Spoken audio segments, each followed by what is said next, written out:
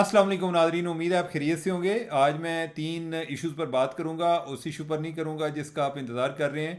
Basically मुझे कुछ मज़ीद वक्त दरकार है, और इसलिए मैंने उसको कुछ देर के लिए मौखर किया है। मैं उस पर काम कर रहा हूँ। जो मियां नवाज शरीफ के हवाले से मैंने कल आपसे बात की थी कि मैं आज आपको बताऊँगा, लेकिन अनफॉर्चुनेटली मुझे लगा कि जैसे मुझे अभी उसमें मज़ीद टाइम चाहिए।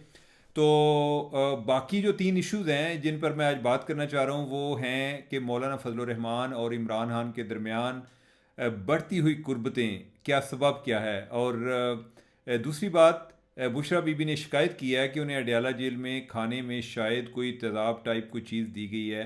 इसके बारे में हकायक क्या हैं, हमने भी इधर उधर से चेक किया। और तीसरी बात, कि एक रिटायर्ड फ़ौजियों की, पाकिस्तान की रिटायर्ड फ़ौजियों की तंजीम का ट्विटर अकाउंट सस्पेंड हो गया, वो क्या वजह बनी है। ये तीन चीज़ों के बारे में आपको बताऊंगा। और बात को आगे बढ़ाने से पहले आपको रिमाइंडर कि अगर आपने अभी तक ट्विटर जो हमारा चैनल है उसको सब्सक्राइब नहीं किया तो फौरी तौर पे करो।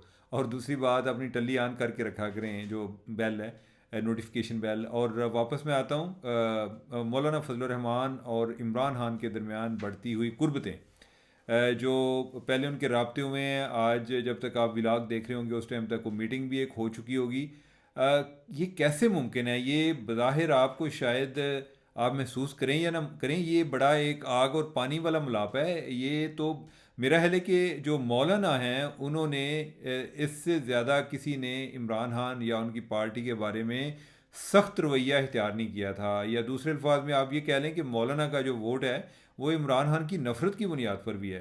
यानी कि बाकी उसके अलावा भी कई अवामल हैं, मज़हब भी है और भी चीज़ें हैं, लेकिन एक ये भी है कि इमरान खान की एक नफ़रत का वोट भी है। तो क्या ये अभी जो कुर्बत बढ़ रही है इसका सबब क्या है? यानी कि जो अभी तक यहूदी लाबी और इस तरह के जितने इल्ज़ाम थे इमरान खान के खिलाफ, वो मौलाना की तरफ से आते थे। और जो इमरान खान हैं उन्होंने भी डीज़ल वगैरह या इस तरह के कई अलकाबात से मौलाना को नवाजा हुआ था। तो अभी जो इनका फासला, जो फासले सिमट रहे हैं, इसका सबब क्या है, उस पर हम बात करेंगे। मसला ये है जी कि मौलाना जो है उनको इंतखाबात में कोई खातरहा कामयाबी हासिल नहीं हुई, जिसकी वजह से वो बड़े मायूस भी हैं। और उन्होंने तकरीबन सबसे कहा कि आओ भाईजान जरा इतने सी अपोजिशन में बैठने इकट्ठा अपना डेरा बना गए। तो उन्होंने नून लीग जो है उनको भी इनवाइट किया है कि मरकज़ में हम इकट्ठे बैठते हैं। लेकिन नून लीग जो है वो तो कहती है कि हम जो है अब हुकूमत के बगैर रह नहीं सकते, माही बेआब हो जाएंगे, तो लिहाजा हम तो गवर्नमेंट में जाएंगे। और दूसरा ये है कि मौलाना को एक फ़ील हो रहा है जी कि जैसे शायद इस्टेब्लिशमेंट उनके साथ हाथ कराया। आपको अगर याद हो तो मौलाना उन सियासतदानों में से थे कि जो बड़ा वोकल थे इस बारे में कि इंतखाबात को मौखर किया जाए। बल्कि एक दो दफ़ा जब ये इतलात भी आई कि उन पर हमला हुआ है या उनके करीब किसी और जगह पर हमला हुआ है, तो मुझे ज़ाती तौर पे आइडिया है कि उन्होंने जो हुकूमती काबरीन है उन तक ये बात उस टाइम पहुँचाई कि इंतखाबात लेट किए जाएँ।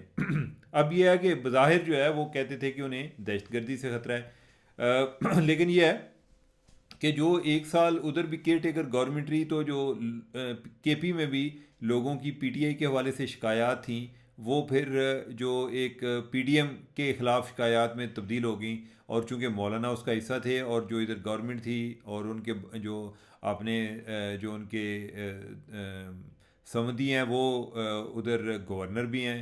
और जो इनके भाई हैं वो भी काफ़ी माशाल्लाह माशाल्लाह हैं। जो और इस लिहाज से जो मौलाना की ओवरऑल रेपुटेशन है वो मुतासर भी हुई, और इमरान खान का वोट बैंक बढ़ा भी। और अब ये है कि क्या ये लोग चल पाएंगे और ये मौलाना कर क्यों रहे हैं। तो मौलाना इसमें जो है ना दो चीज़ें हैं। एक तो ये है कि अगर पहली बार मौलाना कर इसलिए रहे हैं कि मौलाना चाह रहे हैं, मेरा ख्याल है कि कोई इस्टेब्लिशमेंट को फ्लैक्सीबल करने के लिए कि तुसी अगर मेरे नाल ना मैं गया जे, मैं इमरान खान भज जाऊँगा। तो अब ये है कि क्या ये मुमकिन है कि वो इमरान खान के साथ भाग जाएंगे? ये बड़ा मुश्किल लगता है। मुश्किल इसलिए लगता है कि जो उनकी एक अपनी सियासी खुदकशी होगी, उनका जो वोट है वो फिर हो सकता है इमरान खान का वोट हो जाए। ये तो चांसेस कम हैं कि मौलाना का वोट जो है वो जो पीटीआई का वोट है वो मौलाना की तरफ आए। ज़्यादा चांसेस ये हैं कि जो मौलाना का वोट है वो पीटीआई की तरफ चला जाएगा। और दूसरा फिर यह है कि इसलिए भी कि मौलाना उधर जूनियर पार्टनर होंगे। अगर कोई ज़्यादा कोई कंडेम करेगा तो इनको करेगा कि आप एक बंदे को इतनी लान तान करते रहे तो आप उसके साथ जाकर क्यों मिले।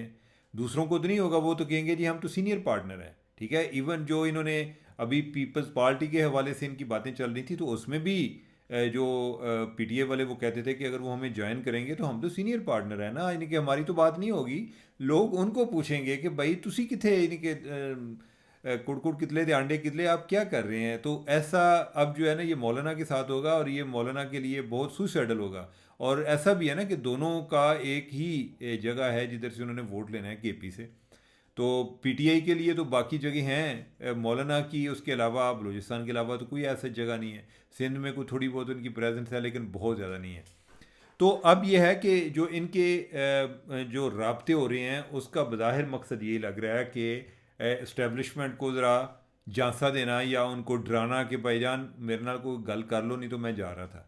और इस्टेब्लिशमेंट जो है इनके इसके मुकद्दर में भी साथ साथ जलालत लिखी होती है। जितना ये सियासत में दखल अंदाजी करने की कोशिश करते हैं और जितना ये इसको क्लीनिंग करने की कोशिश करते हैं, वो उस दौरान खुद डर्टी हो जाते हैं। तो अब ये इनका आगे ये अलायंस में कन्वर्ट हो पाएगा। बज़ाहिर इस टाइम पीटीआई को ज़रूरत है, लेकिन ये बहुत ही बड़ा सरप्राइज़ होगा कि अगर ये ऐसा होता है। अदरवाइज़ ज़्यादा चांसेस यही हैं कि मौलाना की अगर सुनवाई हो जाएगी और उसके बाद हो सकता है कि वो इमरान खान को फिर डिच कर दें। और इमरान खान जो है यानी कि वो भी करते रहते हैं, जिस तरह एक दिन बात चलती है कि वो पीपल्स पार्टी के साथ जा रहे हैं, फिर अगले दिन जो है वो पता चलता है कि ऐसा नहीं है। तो उनकी वैसे किसी के साथ उनकी भी नहीं बनती, तो मुझे नहीं लगता कि ये चीज़ें आगे बढ़ पाएंगी। ये मौलाना अपनी नेगोशिएशन पावर को इम्प्रूव करने के लिए ये कुछ कर रहे हैं। तो हम आगे बढ़ते हैं। दूसरा पॉइंट है जी कि जो बुशरा बीबी हैं उन्होंने इंकशाफ किया है, क्या उसको नाम दिया जाए, जो एक इमरान खान की एक लीगल टीम में ख़ातून है, मशाल यूसुफजई। और उन्होंने लिखा कि आज बुशरा इमरान खान साहबा से उनकी फैमिली, बेटी और दामाद और इसके अलावा और लोग मिले।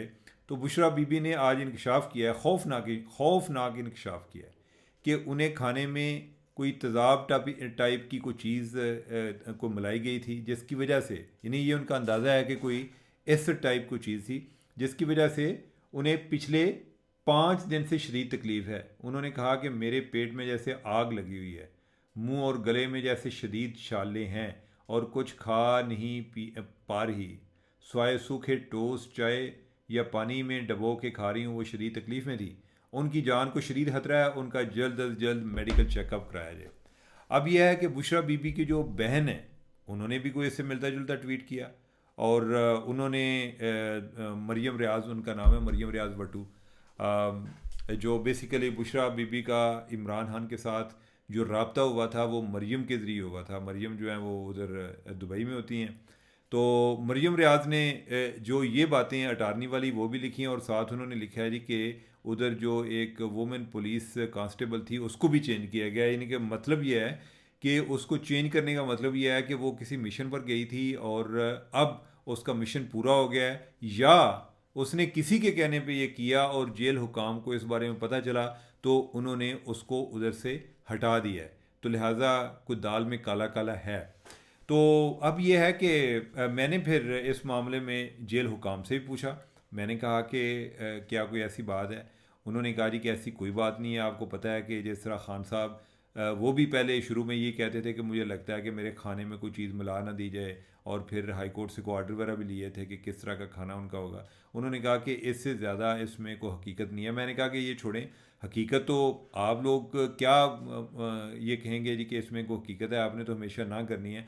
आपने वो पुलिस कांस्टेबल को चेंज की, ये बात बताएं। उन्होंने कहा जी कि पुलिस कांस्टेबल चेंज की, लेकिन उसका कोई इस तरह के वाक़े से तल्लक नहीं है। जो एक रोटेशन में तब्दीली होती है, जो डिप्यूटेड होता है मुख्तलिफ़ जगह पे, जो वो तब्दीली आई है वो आई है। इसके अलावा और तो इसमें कुछ नहीं है।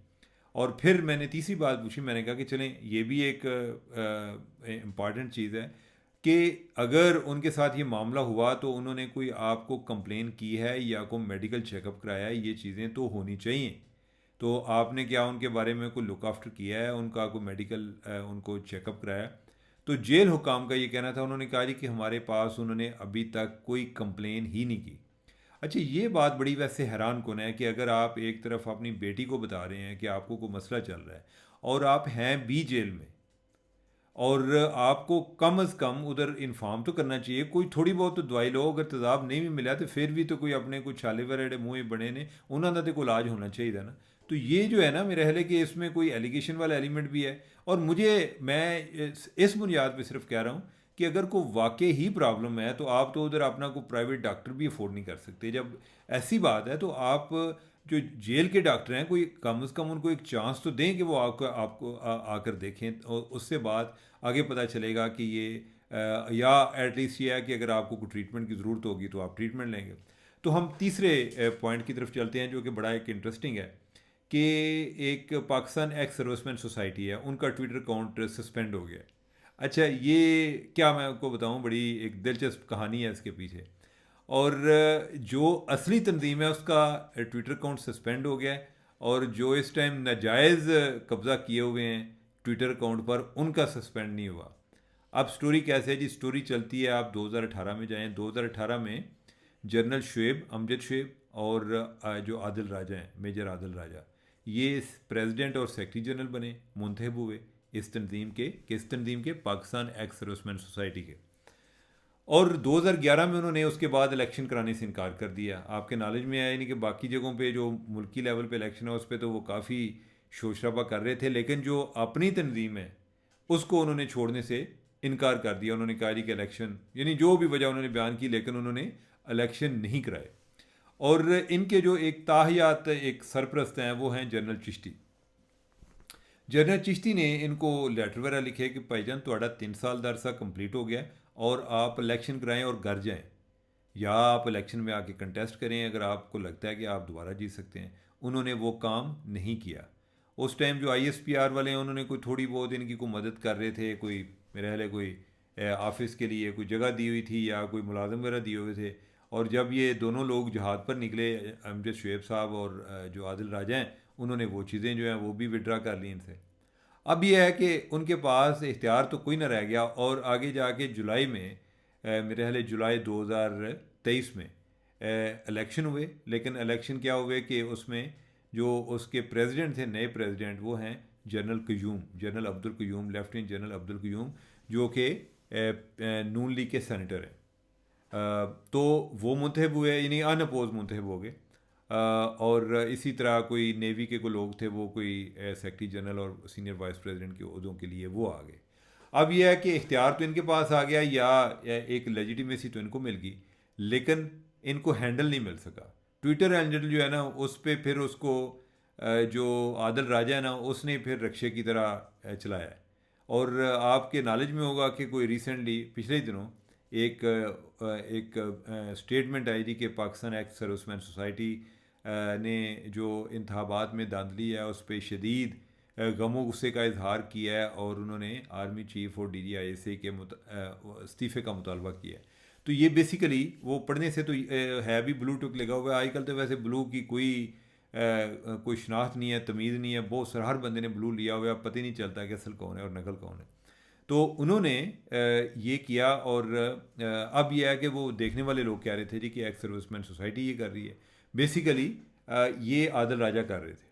और बाकी जो लोग हैं, जो जनरल क्यूम है, वो उनसे मैंने उसने पूछा, उन्होंने कहा जी कि हमारा तो इससे कोई तल्लक नहीं है। और मैं क्या ਤੁਹਾਡਾ ट्विटर अकाउंट किधर है? उन्होंने कहा जी कि हमारा ट्विटर अकाउंट भी है। आज जो है ना, वो जो ट्विटर अकाउंट है जो असली तंजीम का है, यानी कि जो एक जिनके पास एक लीगल मैंडेट है, उनका जो अकाउंट है वो सस्पेंड हो गया है। और सस्पेंड क्यों हो गया? कि जो जैली अकाउंट है वो इतना बड़ा है कि लगता है कि असल में ये असली अकाउंट है, चूँकि वो ब्लू टिक भी लगा हुआ है। और जो असली वाला है वो जैली लगता है क्योंकि उसके फॉलोअर बहुत कम है। तो अब ट्विटर ने इनका अकाउंट सस्पेंड कर दिया है, और उन्होंने इनको कहा है कि आप हमें अपना इलेक्शन रिजल्ट दिखाएं, जैसे आपने फॉर्म 45 दिखाएं और फॉर्म 47 दिखाएं। ये तो मैं आपसे मजाक लगाऊँ, लेकिन उन्होंने कहा है कि आप हमें सबूत दें कि आप जो हैं लेजिटिमेट अथॉरिटी आप लोग हैं, कि आप जिस तंजीम की बात हो रही है उसकी उसकी सरबराही या उसको चला आप लोग रहे हैं। तो तब तक जब तक आप ये सबूत फराहम नहीं करते तो हम ये आपका अकाउंट सस्पेंड करते हैं। तो इस चक्कर में वो अकाउंट सस्पेंड हुआ है। तो मेरी आज जनरल क्यूम साहब से बात हो रही थी, वो कह रहे थे जी कि हम उनको जो उन्होंने डॉक्यूमेंट्स मांगे हैं हम उनको फ्राहम कर रहे हैं, और जो ही फ्राहम करेंगे उम्मीद है कि वो ट्विटर अकाउंट जो है हमारा बहाल हो जाएगा। तो नाजरीन, ये है अभी तक का समाचार। मुझे दें इजाज़त। अल्लाह हाफिज़।